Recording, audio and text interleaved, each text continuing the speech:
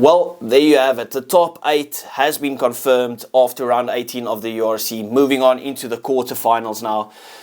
And there's a couple of talking points when it comes to this round. And we're going to chat all about it. So if you do like your rugby, you do like the URC, and you do like just talking about shit when it comes to rugby as a fan of the game, that's basically all I do. So join the community, hit that like and subscribe button, go into the comments and chat to me. What's your opinions about the URC and this round specifically?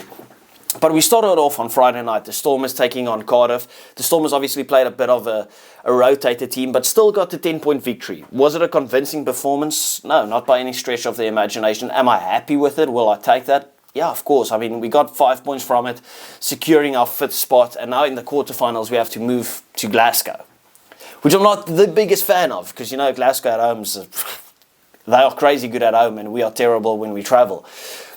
But anyway, like, the main thing, obviously, Cardiff falling out with the Sasha Feinberg and Ngomazulu penalty right at the end to make that they don't get 2 points from it, which means that they only got the 1 point, and they missed out from the top 8 with 1 point and a bit of points difference.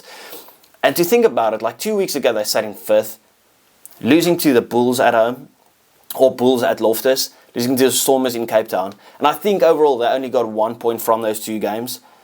That is tough, right? If you think about the margins with what they missed out. They deserve to go through. Cardiff has been playing some good rugby all season. And to kind of just fall at the final hurdle is a tough one. But the Stormers will take the victory, right? The main thing for me was Manie Libbok played some good rugby for 55 minutes. You saw the creativity there. Obviously, there's some question marks around his name. Is he moving away? Is his 10 jersey still secure? I mean, it's kind of straightforward that we're looking at Sasha taking that 10 jersey. But there's always question marks surrounding Manie Libbok. But you saw the standing ovation that he got when he left the field. He played some great rugby, which is obviously what we want to see as Stormers fans. But my main talking points when it comes to this one, and you can let me know about it, because it might just be a bit controversial, and you might just say I'm biased, right? So that's why I want to chat about it. There was 2 red cards in this game, right? And I didn't feel either one of the 2 was red cards. And it's kind of been building up that the red cards that we're seeing currently in rugby, not necessarily just the URC or anything. Firstly, it's very confusing. And secondly, it just feels like it keeps getting softer and softer and softer. I didn't feel either one of those 2 were a red card. Could you see head clashes and stuff in every game? You see malicious intent. And it's just a bit of, I don't know, is it subjective opinion whether it's a card or not? That just feels like how it's going at the moment. Because if you look at it now, the consequences of Damian Willemse, you know I love Damian Willemse, right? So that's obviously why you'll say I'm biased as well. I am biased, but that's kind of adding to it. Now Damian Willemse, I think he's getting a ban for 3 weeks. Potentially only 2 if he goes to tackle school and whatever. But that means he's missing the Glasgow game. And if we go through there, he'll be missing the game against Leinster in the semi-finals as well. So the repercussions of it it's drastic, right? I'm not saying it's wrong. Like, a red card is a red card, and obviously if you get a red card, you should be suspended. But do we really feel like that should have been a red card? Do we feel that the Cardiff player should have got a red card? I could just feel like it's a bit soft. Even Salman Murat against, who was it? Against Benetton.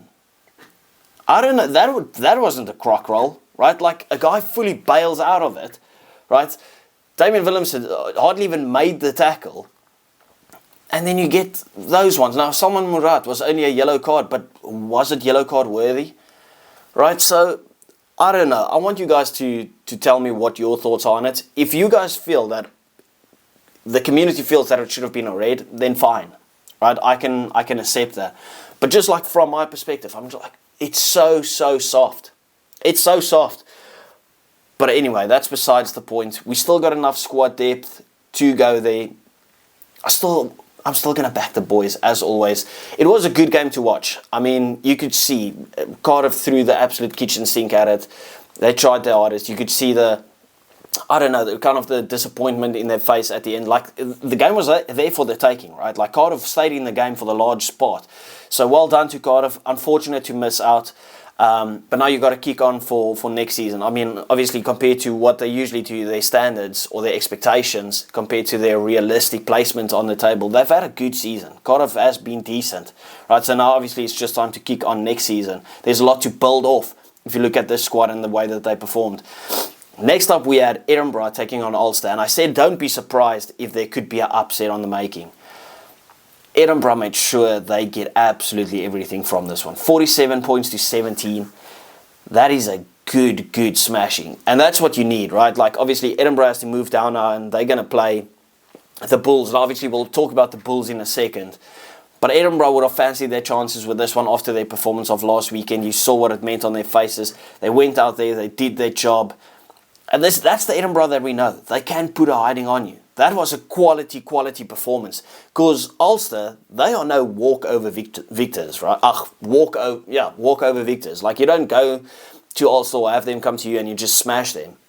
But Edinburgh did that, right? Convincingly. And you'll take that all day long. And we spoke about the 12 players leaving the club. They're giving their fans a proper send-off. Imagine if they come down to South Africa and get a victory over the Bulls. I mean, wasn't it Edinburgh that got smashed at the start of the season against the Lions and then the Bulls? So they'll fancy their chances. They want to go out for revenge. They've got momentum backing them now as well, right? So they'll take that. Proper game there from Edinburgh. And then we moved on to the game for all the marbles, right? Munster versus Benetton. And Benetton pitched up. They gave it their best effort. And then kind of just at the end, Munster shifted gears and said, listen, we've been there, we've done that. And that's kind of what you saw. 30 points to 21 victors at the end. And they placed in sixth, right? Like, after a very up and down season, extremely up and down, they get into sixth spot. They have to travel down to the Sharks now. And if you know Munster, you know they love playing in South Africa, right? They always come here and take a lot of points from it. They're not shy to get the victory here. And I'm certain if they've looked at the Sharks' last couple of performances, they'll kind of fancy their chances. They've beat the Bulls at Loftus before. If somehow Munster can go and they beat the Sharks, and then after that they beat the Bulls, and they find themselves in the final, they'll fancy their chances there. It doesn't matter who it is. It could be Leinster, right? Derby, form goes out of the window. These guys pitch up. They've won it, 2 seasons ago. Been there, done that. That's rugby heritage that kicks in there. So I'm very excited to see what Munster can conjure up now that they're playing in South Africa. They've got that top 8. That's all that they needed. I spoke about this before. As soon as Munster gets the green light and they go into the top 8, they're going to be a scary team to think about. Don't write them off by any stretch of the imagination. Then we had the Bulls taking on the Dragons, and it was a smashing victory. Like, the Bulls, they're just playing some absolutely scintillating rugby. You look at the tries being scored, from whether it's with the physicality, with the brute force, or whether it's some flair from behind, the youngsters pulling up their socks and pulling through. Like, these guys, they are playing some of the most gorgeous rugby. Now, I don't want to over-egg the pudding and talk about it too much, because obviously it was just the Dragons had to travel down to South Africa. But it's the momentum that the Bulls are on. It just feels a bit unstoppable. They are running riot a bit, and they're putting on some big victories, big performances, massive points on some teams. They're not playing around with their food, if I can give it a little bit of an analogy. So the Bulls, they are forced to be reckoned with. Edinburgh has to travel there. Obviously, Edinburgh, as I just mentioned, they've got some momentum.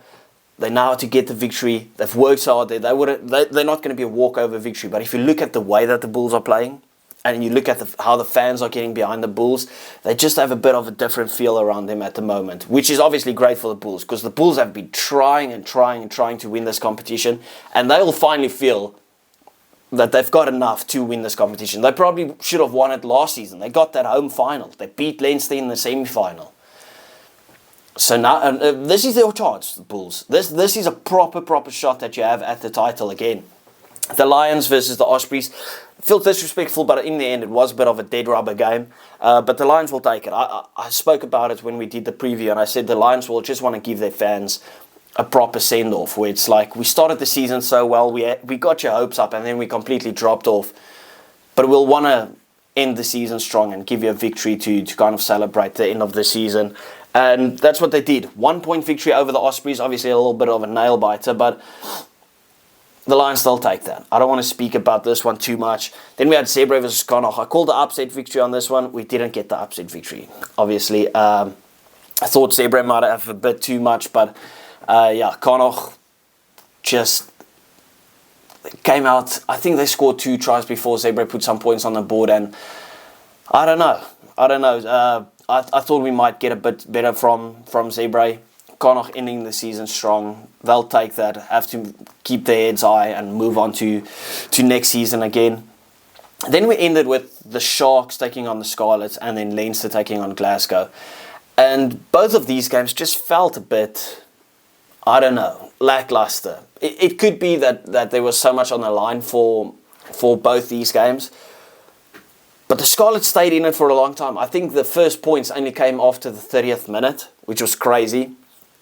Apelele Fassi kicked that goal because Siamasuku went off injured. But the Sharks, just the performances has to pick up. They keep getting the result, but I just feel like the performances has to kick on. Because if you play like that against Munster, who travel very well, you might get a bit stunted, or you might get stunned there. And Munster will have a sniff, and they'll take that opportunity all day long then. I'm kind of like, I wanted Scarlets to win this game. Not because I wanted the Sharks to lose, but I just didn't want the Stormers to travel. Right? Like, even if the Sharks was 10 times better than Glasgow, I would have still preferred us to play in Durban.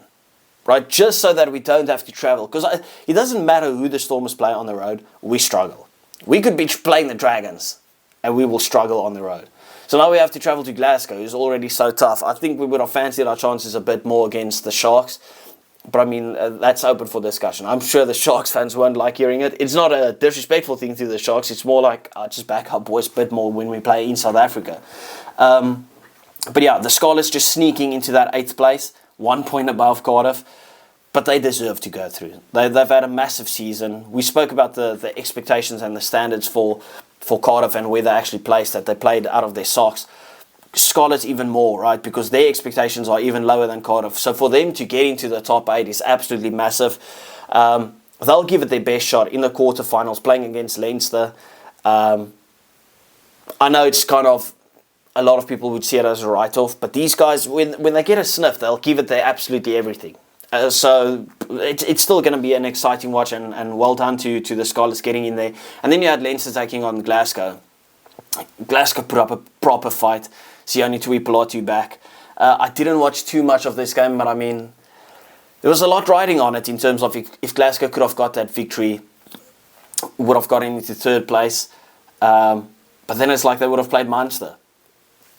Now you're playing the Stormers at home. Oh my goodness. It gives me nightmares already thinking about it. It's a repeat of the previous quarterfinals that we had.